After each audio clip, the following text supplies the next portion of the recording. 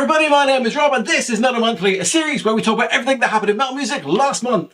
Let's see, last month Marilyn Manson came out with a new album that I won't be covering because of all of his sexual assault allegations. Linkin Park have a new album which I won't be covering because the lead singer has ties to Scientology and defended a rapist.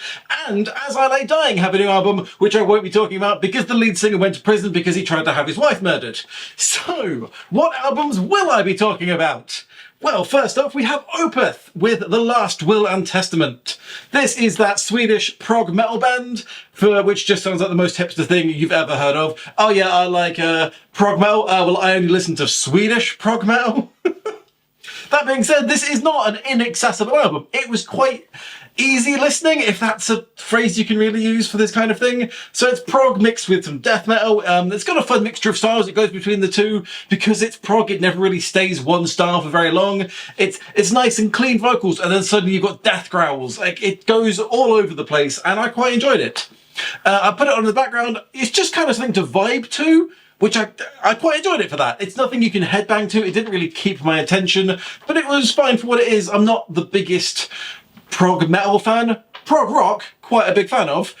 But, you know, this was fine. It doesn't have many riffs or hooks that stick in your head, but it was fine for what it was. But I'll just stick to Aphrodite's Child over Opeth.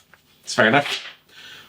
Next up, Poppy with Negative Spaces. Poppy is a artist, I want to say metal artist, but she's not really. She's done a lot of stuff over the years. I think she started out doing pop, and then she did some synth stuff, some punk, some new metal. Then she kind of broke ground with her metal album, sorry, not new metal. And now this is mostly a metal album, but not really. This is the newest album. It's mostly metalcore, but it's got some lighter elements. One of the songs is just a synth song, which I really enjoyed, actually, but it really didn't fit with the rest of the album. So, Poppy has got a beautiful voice. It reminds me of Hayley Williams, basically sounded exactly like her to me. The clean vocals sound really good, but there's also some rough vocals there as well. It's kind of like screaming. It's not screamo, but it's rough vocals. I wasn't the biggest fan. The lyrics of the album, very negative. I mean, the album is called Negative Spaces. That would make sense. They're nothing incredible. Like, she's not exactly a wordsmith. They're better lyrics than I could write, but I've heard better, you know? It all sounded pretty much the same, except for one verse in one song. I didn't write down the song, damn. But it reminded me of Bad Religion. I could totally hear Greg Graffin singing this. Stab me in the back and you don't think twice. Refute amity and now I'm vilified. Horror raining down on the demonstration. Down with your performative action. That just sounded like Bad Religion to me. It wasn't my favourite album ever. It's not my favourite kind of music, but it was pretty good. Next up, which is my favourite thing ever, Body Count with Merciless. God, I love Body Count. I love Ice-T. He's fucking amazing. So this is a rap hip-hop metal band. Fronted by Ice-T, that's the one. They are well known for their left-leaning political messages and very aggressive political songs, which I just love.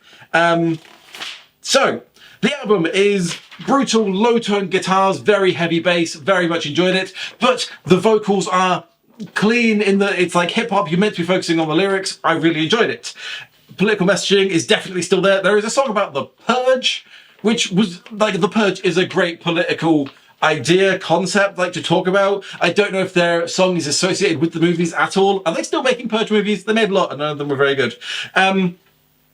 So, there is a song called Fuck What You Heard, which is about how both political parties are corrupt and evil, which is weird because I kind of figured they would go all in against the Republicans, but the song is just all about all politicians are awful, which was interesting. So there is corruption on both sides. The point is that if you're left wing or right wing, it shouldn't matter. We're all just people, but all of them just are corrupt and evil.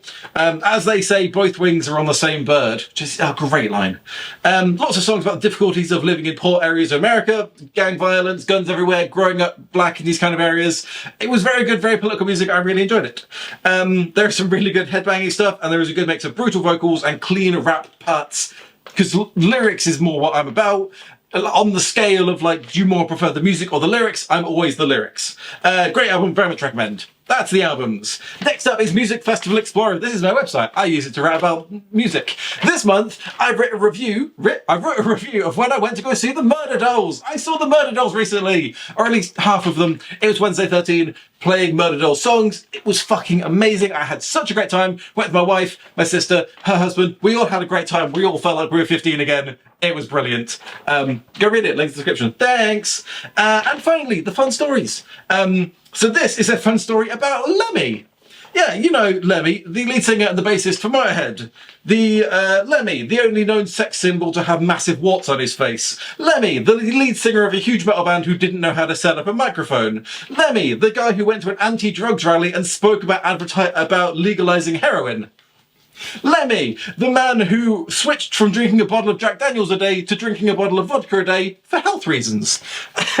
Lemmy, who died 9 years ago, has still got a fun story about him that's happened recently. What is it, Rob?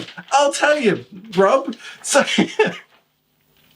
Lemmy died 9 years ago. It fucking sucked. But his ashes apparently have gone on a bit of a tour of the UK. They went to Rock City in Nottingham, which I did not know about. And now they are going to their final resting place. They are being held on permanent display at Stringfellows.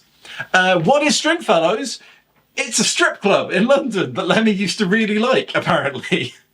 According to his manager, Todd Singerman, great name for a manager, he loved the rock and roll spirit that the owner, Peter, brought to the club. He loved the relaxed environment, and he certainly loved the view.